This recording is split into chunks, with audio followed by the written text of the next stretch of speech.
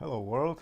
My name is John, and this is part 10 of my crazy life story. What I'm doing right now, I'm just trying to record uh, videos, pre record videos, and I'm gonna upload them on the YouTube later because I don't have enough data on my sister's internet connection. So today is actually February 21st of 2018, and in my previous video, I was talking about how I got into United States back in 2000, uh, working illegally at cleaning Walmart stores. Okay, so back in 2000, I was 25 years old. Right now I'm 42, and I'll be 43 in a couple of months. So I just turned 25. It was, I remember the exact date. It was in June, on June 4th. I actually left Czech Republic. I left my gym. Um, I had a girl there, behind the desk that was taking care of my gym, and also my mother was supposed to take care of my gym, to keep it running. So I left my gym open for business, and I left for America uh, to make some cash money to support my gym. Okay, uh, to be able to buy that plane ticket, I sold my Nokia 5110, and I borrowed some money that I had for the bills from the gym, and I borrowed some money from my mom, I think, and I had about $100 in cash uh, to start in America. Um, Also, the plane ticket I bought was, at that time, the tickets were pretty expensive, and I was trying to get a better deal. And my former best friend from my high school, um, from my college, technical institute, I should call it a technical institute. My former best friend, he started working at British Airways, selling tickets, plane tickets. So he found me a little bit cheaper ticket, and I flew from Prague to Atlanta, where somebody was supposed to pick me up. But the guy that showed up, he was like, "Where's your girlfriend?" And I'm like, I don't have a girlfriend. I'm here all by myself." And that's how I realized that it was somebody else trying to pick me up, for some another boss. And then I ended up in Atlanta airport, all by myself, and I was considering, seriously considering at that particular moment, just getting back on the plane and fly back home. Anyway, I already mentioned that, and I'm gonna skip forward to the next morning when the boss, my future boss, uh, uh, picked me up, and he drove four of us to different locations in Georgia, where these, where my boss is. I also had another boss. His name was George, and this guy's name was Zdenek, and they had a bunch of Walmart stores across Georgia that they were supplying labor to. Okay, so they were like contractors working for bigger American floor maintenance contractor company. The company was named PTMG. I'm saying all these names. I know that all of this been long time ago, and probably nobody's risking anything, and probably these companies don't even exist anymore. So PTMG was the big company that we actually worked for, and we were wearing red T-shirts. Anyway, so he drove us to different locations, and I was the last person he was gonna drop off, and he let me drive, and we drove. He let me drive his LHS Chrysler, so I felt like I'm cool, But I knew how to drive a car. I had cars before, and I was dealing cars, and so he let me drive it, and I was pretty happy. I can drive a car on American highway, and I told my boss, I speak English and all that, and so we became kind of friendly, which came handy later on when I needed to borrow some money for food. And he drove me.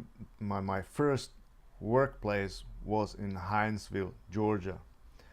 All right, Hinesville, Georgia is a town. It's a military town. There's a big one of the largest army bases in United States. So there's lots of soldiers and that and at that time at the year 2000 they actually built a brand new Walmart in Hinesville. All right, so you can verify these facts. So they had a grand opening in 2000, and we were actually at the very beginning of getting the floors set up. So when we started working at that Walmart,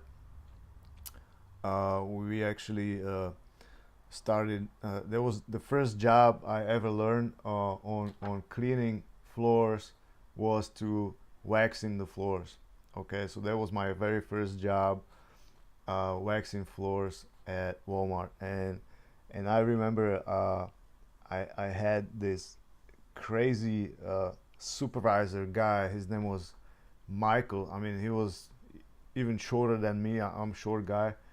I'm 5'7". He was even maybe he was like the same height as me, but he was like really skinny. He was like maybe 100 pounds, and and I was all muscle.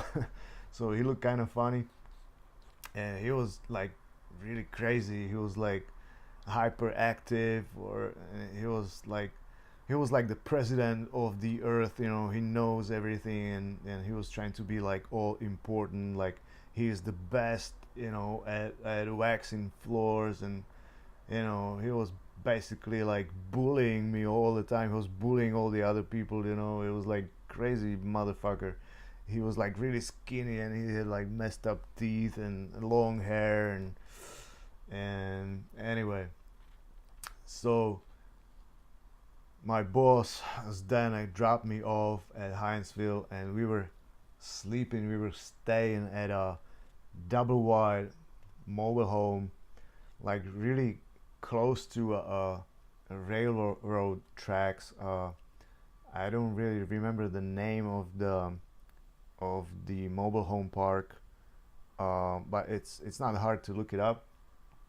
Anyway, we had a double wide, and because it was June in Georgia, southern Georgia, it was already hot, summer, and it was humid and hot, and I remember the air conditioning in that double wide didn't keep up with the heat. So uh, when we were trying to get some sleep, during the day, it was so hot in that mobile home that we were sweating and trying to get some sleep, uh, and I didn't even mind that I didn't have any blanket or pillow. I didn't have anything. All I had was $20 for food in the beginning, and that was it. And I spent $7, I think, for a pillow, and the rest of the money I spent for like a ramen soup and rice. I was really living on the budget until I received my first paycheck in like 45 days. All right, uh, they hold our money. They hold our first month paycheck. Uh, they called it like a deposit, so we wouldn't run away and work for somebody else for maybe better money or whatever. Okay, so the first money I actually saw was like 45 days in, and and together with me in that mobile home was like another 4 or 5 people, uh, different kind of people. You know, there was couples. I think there was 2 couples, which one was, you know, my supervisor and his girlfriend, Kate, and they had a baby. They had a 1 year old baby girl, and that was a poor little girl. Yeah, I think there was like 6 of us because Kate, she didn't work. She only took care of that baby, and actually later on, she started working a day shift. She started switching day shift with me. And what I remember with that baby, she was crying a lot during the day, and we couldn't sleep.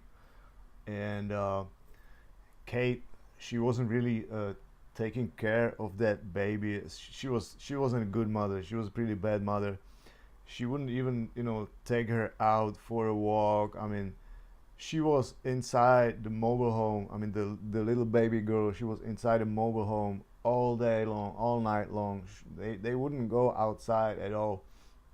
So I was the one that was taking the baby girl outside because Michael, you know, my boss, he was trying to sleep. You know, they wouldn't take care of the baby uh, well. So I was actually the one who was taking the baby girl outside, and the baby girl actually learned her first steps with me. You know, I remember this particular stuff, uh, you know, because it really, things like that stuck, get stuck in your mind.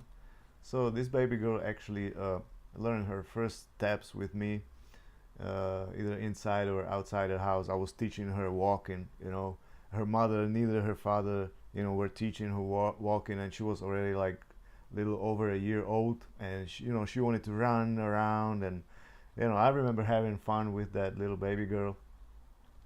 And anyway, um, so there was about 6 of us, and we would go, work in that new Walmart every night, 7 days a week, 7 nights a week.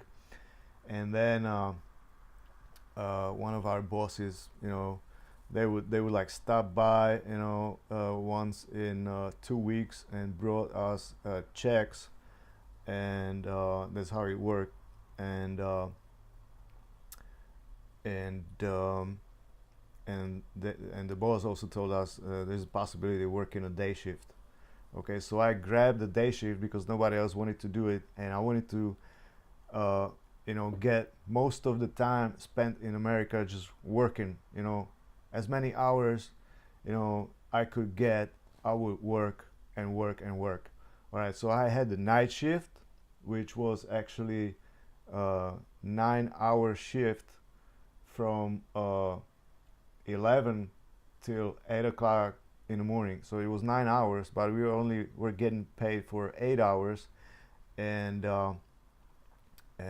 it was including 1 hour lunch break for lunch by law, by American law.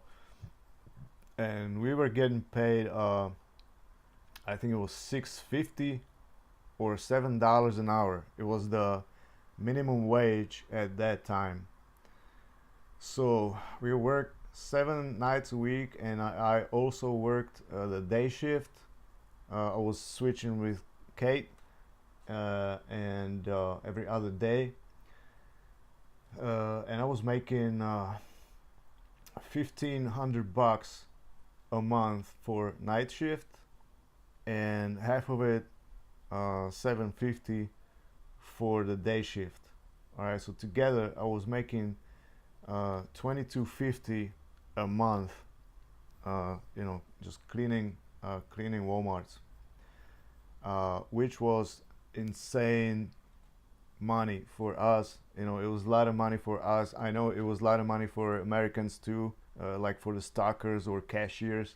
We were making more money than cashiers at Walmart, even though it was just a minimum wage. But it was because we were working 7 nights a week. I mean, we didn't have a single day off. Okay, we only had one night off on the Thanksgiving. Okay, we even work on the Christmas and New Year's. You know, 7 days a week, 364 days a year. Okay, so 2250 a month was tons of money compared to what I could make back in Czech Republic, and the currency was also different. I think it was like 35, 36 crowns for $1 American. So I was making a lot more money than like uh, managers of a bank in Czech Republic, or doctors or whatever. And it really would help my business. So I was just working, working, working, and as soon as I got my first, yeah, and the first 45 days was crazy. I didn't have no money for food, so I actually had to borrow money for from my boss. And I remember even the first thing I bought was microwave because they didn't have no microwave there.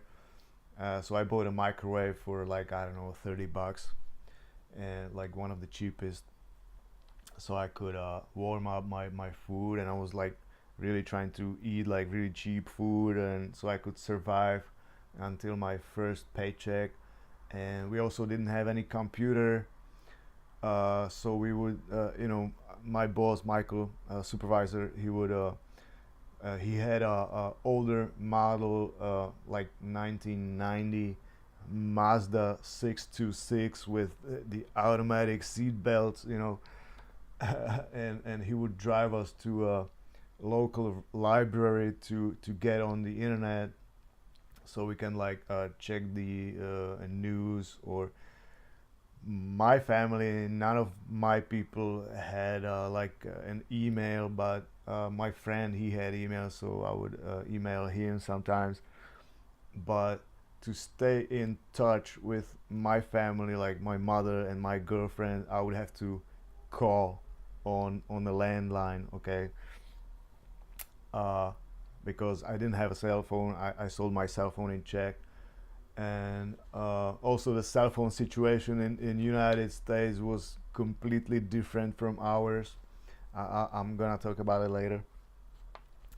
So we would go to like a gas station and get a cheap calling cards, like what the Mexicans use, to call to Mexico for, and we could like for $5 we could talk for hours, to Czech Republic. So I would call my mother and I would call my girlfriend, and also I would write letters to my girlfriend. And we there was no computers and smartphones, no messages, no Skype or messengers and stuff, no Viber and stuff like that. So we would just stay in touch, writing letters and calling on the phone. And also he would, Michael, my supervisor, he would also take us to like laundromat to wash our clothes. And we would always go everywhere together, because we only had one car, and it was like 5 or 6 of us. So we would, go everywhere together, like a laundromat or grocery shopping or library. We didn't go anywhere else but, to work and home, and do like just the basic stuff, you know. Uh, so I was on ramen soups, and because before I came to States, I was like bulging up. I was like on protein shakes and chicken and rice and eggs, and I was like, trying to be, like a bodybuilder or fitness or whatever. And I came to United States, and all the muscle mass that I built uh, in previous years, I would lose like in 2 months, 3 months. I lost everything, all my mass, so all that hard work of build up the muscle, I would lose, in America, cleaning Walmarts. Uh, so I started making great money, and I'm just reading my notes here, and uh, and about 3 months in, I think, I don't remember exactly, all the timing, but I think like in like 3 months in, I started, after 45 days, I started sending money to my mom so she can pay my bills of the gym in check. And about 3 months in, my mother told me, or maybe it was longer than that, she told me that she closed my gym. She put it out of business, and she didn't discuss that with me. Uh, if I want to do it or not. She just announced that to me. Just like it was nothing. Like no big deal. I mean, I just closed it. So she closed it, uh, and she wouldn't even tell me for, I don't even know for how long it was closed before she even decided to tell me about it. So from my mother, this was kind of betrayal, because I don't even know what she did with that money I sent her, and she just decided one day she wouldn't want to run two gyms at the same time. I realized it was probably too much work for her, and she couldn't keep up, or she couldn't find somebody to work behind the desk at my gym. But she didn't even discuss it with me, like if I want to do it or not.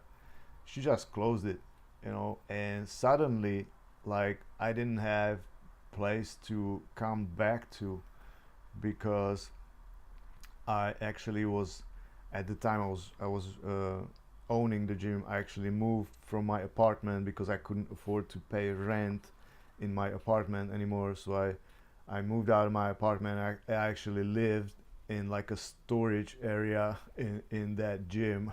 So I actually lived there. It was like my home.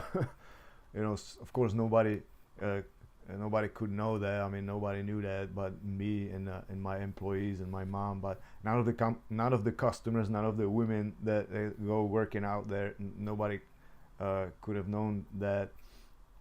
But I actually lived in that gym. So when my mother closed that gym, and she took all my equipment and put all my equipment in her gym, so she doubled the equipment in her gym, and I didn't have place to come back to. Okay, and I still had to pay the money I borrowed. So I told my money, hey, you got all my equipment. I mean, you pay my loan. So she started paying my loan for that equipment, and I didn't have place to come back. Right? And I also didn't have any money because I sent her all the money. So my boss uh, told me that if I want to make more money, because I needed to, I wanted to make more money than what I was making.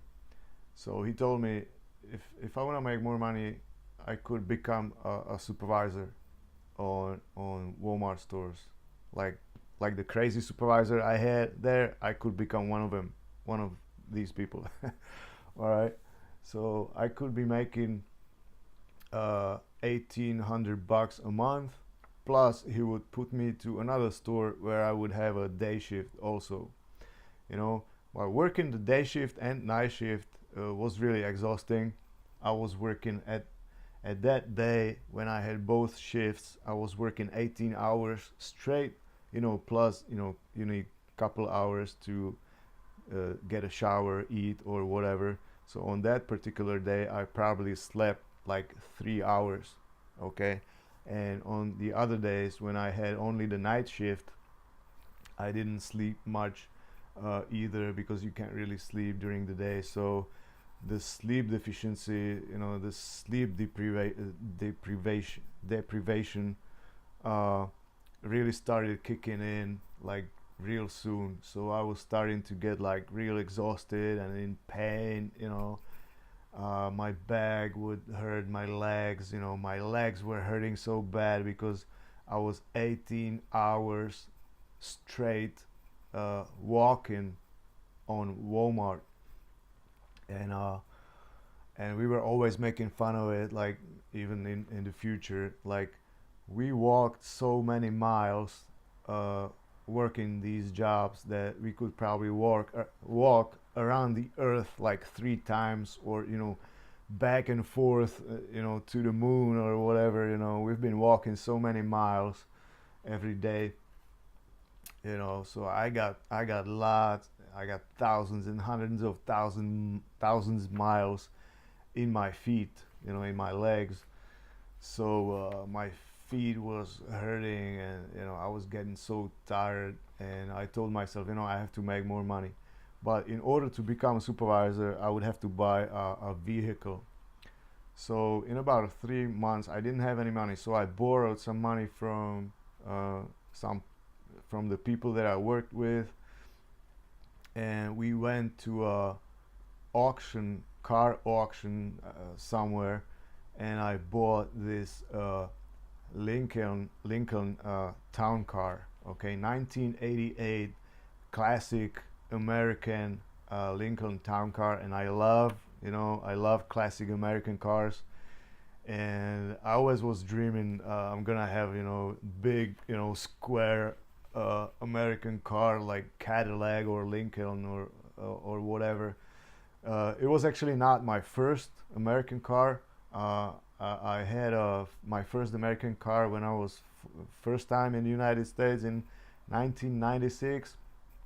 At that time, I bought for $1,600. I bought Oldsmobile Tornado. Oldsmobile Tornado. Uh, it was supposed to be the first American car that got a automatic transmission with override, and I think it was also the first American car with fuel injection engine, 3.8 V6. But I'm not really sure on that data. I would have to verify, like in Wikipedia or whatever. But I think that's what it was. So that was my first American car, 1987 Oldsmobile Tornado. I remember it had like tons of lights. Like it had the continuous light on the back, and it had blinking lights on the front. It was a cool car, man. I'm gonna talk about it later. It was two seat. It was a two-door coupe. Uh, yeah, I love that car. But in 2000, I bought a 1988 Lincoln Town Car. The 5.0 V8, small block, and it was my third overall car automatic. The first automatic car I ever had was back in 1994, 1995, I think. I bought a 20-year-old here in Czechia. I bought a very old Volkswagen Passat, and it was automatic. It was the American version of American Passat, Volkswagen Passat. So that was my first automatic. So the Lincoln Town Car was my third automatic, and it had a bad head gasket, and I paid $1,700 for it at the auto auction. I don't remember where the auction was. I don't remember the name of the town, but it was a small town, village somewhere. It was a small auto auction. So that's how I got it. And it was looking hot. It was polished, and I thought it's gonna be great. But a couple weeks ago, all the polish, they polished it, and all the uh, few times rained and the polish washed off of that hood and it started, getting dull, so it wasn't as shiny as I bought it. And also it had a busted head gasket, and I had that car for 2 years, and for 2 years I was adding water in the engine, but the engine never died, and I still keep having dreams about, over uh, heating engine over overheating engines. I'm still having dreams about having a car with overheating engine. So for 2 years I was adding water in it so it wouldn't overheat, uh, because of the head gasket. But luckily, uh, I didn't have to drive far with it. You know, it was old car. The transmission was working fine, but from time to time something happened to it. Like originally the car was from somewhere from north, and it was all rusted from the bottom. So one time the entire brace that was holding the entire engine and transmission just rusted away, and my engine fell down, uh, and I couldn't drive it. So I found this guy in Americus, Georgia. That's all right. All right. Well, first I had to buy this car. Then they sent me to train for stripping floors in Douglas, Georgia. I was there for maybe a week or two. I met another crazy supervisor, like he was the president of Walmart's. He knows everything, okay, and he was really arrogant. I remember this guy exactly. He had glasses, you know, like really thick glasses, and he was like really arrogant guy. And the first night I came there to Douglas Walmart. I was trying to get acquainted, with everybody, and I offered him my hand for, handshake, and he wouldn't even shake my hand. That's how arrogant this guy was. Anyway, I learned, stripping, waxing floors, and then they moved me. My another place was Americus, Georgia. That's where I started working as a supervisor. And uh, and if I want to get back to my Lincoln, I found a local guy, a repair guy, who would be fixing my Lincoln, and he was he was a crazy redneck dude.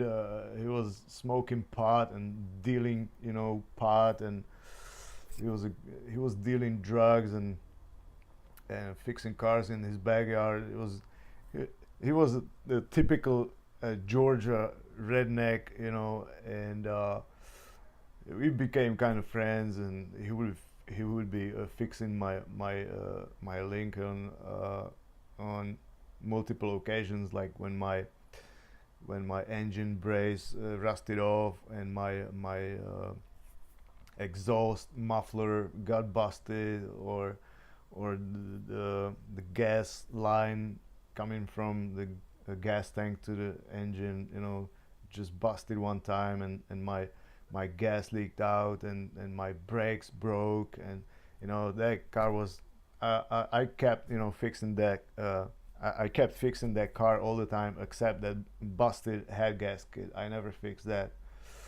So that's a story about my Lincoln, and I had it for 2 years.